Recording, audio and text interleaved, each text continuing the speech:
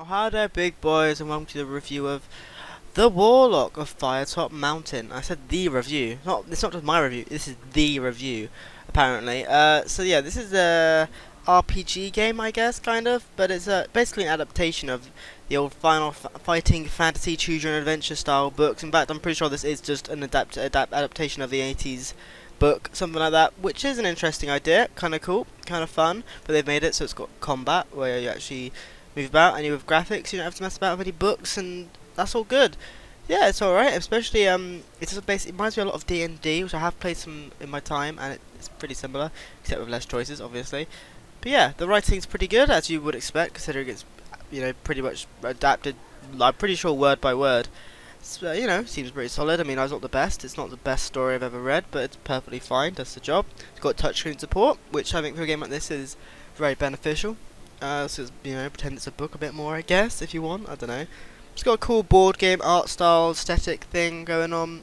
I mean, and it's also got the book sort of pages going on as well. So basically, it looks very physical, which is quite cool. I did find it quite difficult, to be honest, though. There's no difficulty settings, and you don't really get many checkpoints either. You just have the sort of limited, which isn't great.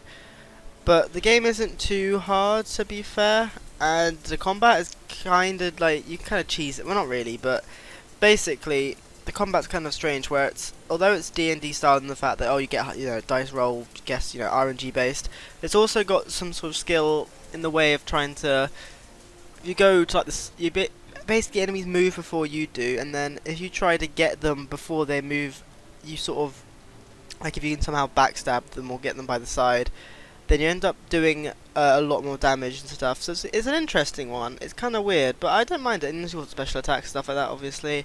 But yeah, the combat's it's not too bad. I think if you're into these sort of games, you would definitely enjoy this one, and you'd have fun. Especially if you have played the previous, well, read the original book. I guess sort of played. I don't know if it's really playing or reading, bit of both, I guess.